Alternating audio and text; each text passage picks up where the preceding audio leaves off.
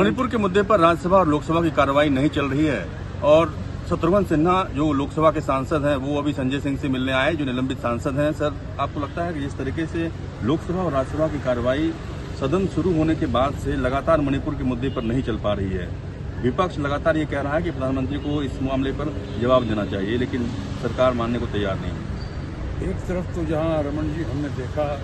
सरकार और माननीय प्रधानमंत्री और गृहमंत्री जिस तरह से संवेदनशील रहे, बिल्कुल निष्क्रिय रहे मणिपुर के मुद्दे पे, उसी तरह से ये भी स्थापित हो गया था, ये भी समझ में आ गया था कि रूलिंग पार्टी की इस बार बिल्कुल मंशा नहीं है कि पार्लियामेंट चले। वो खुद ही चाह रहे थे, ऐसा दिख रहा था कि वॉश आउट हो जाता था कोई न कोई बहाने, क्योंकि मणिपुर पे उनको कुछ कहने को अब रह नहीं गया, कोई जवाब नहीं था कि 3 महीने से ज़्यादा हो गए इतनी बड़ी हिंसा, कुछ हद तक कुछ लोग कहते हैं नरसंहार, और जिस तरह से हमारी महिलाओं के साथ, हमारी माँ बहनों के साथ जिस तरह से ज़्यादती हुई, जब उनका वीडियो बाहर आया उसके बाद कुछ खाना पूर्ति करने की कोशिश की गई सरकार की तरफ से, और वो भी दिखावे के लिए ऐसा दिखा। अब उसके बाद जब चारों तरफ से घेरेबंदी में आ गई सरकार और हमारे मित्र और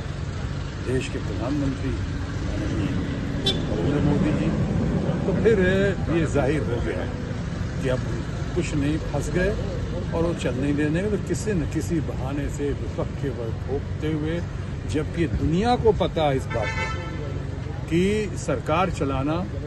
सदन की जिम्मेदारी है, और सदन के बहुत बड़े नेता हमारे मित्र स्वर्गीय अरुण जेटली और स्वर्गीय सुषमा स्वराज, वो खुद कह चुके हैं सदन के पटल पे कि विपक्ष का तो दायित्व है, जिम्मेदारी है, ये उनका अधिकार है वेल में आना या फिर प्रोटेस्ट करना पार्लियामेंट के अंदर। उनके प्रोटेस्ट का बहाना लेते हुए जिस तरह से सरकार ने एक खेल किया कि बीच में ये भी हमें लगता है कि ये गैर जिम्मेदाराना, गैर संवैधानिक एक बिल ले आए, दिल्ली वाला बिल, ताकि लोगों में ये खबर जा सके कि हम पहली बाजी जीत गए। ये बाजी जीतना नहीं, ये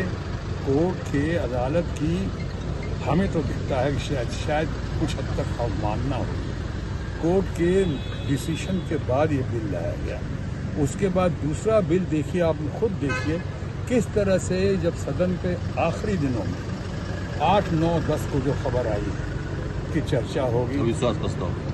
प्रस्ताव पे, और वो आप दिखा रहे हैं कि हम एक दिल्ली बिल जीत गए यहाँ पे,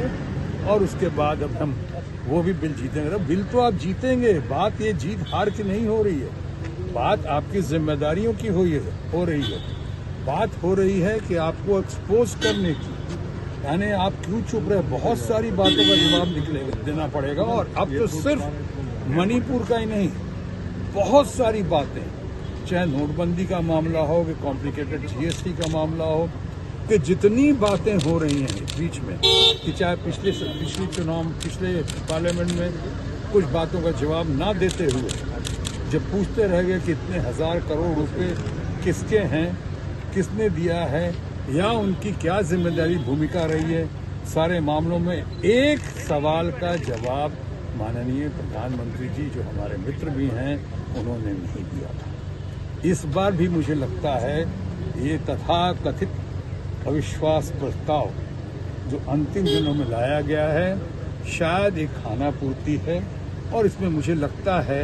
या तो प्रधानमंत्री जी शायद जवाब भी नहीं देंगे किसी न किसी बहाने, या अगर जवाब देंगे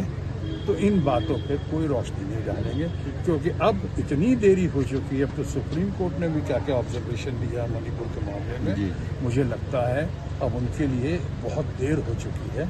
अब जो है पाला विपक्ष या इंडिया के पक्ष में है, और इंडिया पे भी कह दूं कि इन्होंने अपनी पार्टी का गठन जो किया है, 38-40 लोगों को जमा करके, डेस्परेट इतनी पार्टियां हैं क्या, पहली बार पता चला मुझे। और उसमें से जिसमें से 26-27 लोग हैं ऐसे हैं जिनका एक भी कोई सदन में आदमी नहीं है, एक भी मेंबर नहीं है उनका, एक भी पार्लियामेंटेरियन नहीं है। तो ये डेस्परेट अटेम्प्ट लास्ट डे उन्होंने किया है तो मुझे अब लगता है इस बात से पूरे देश की जनता को पता चल गया है कि इंडिया जीतेगा, भारत जीतेगा,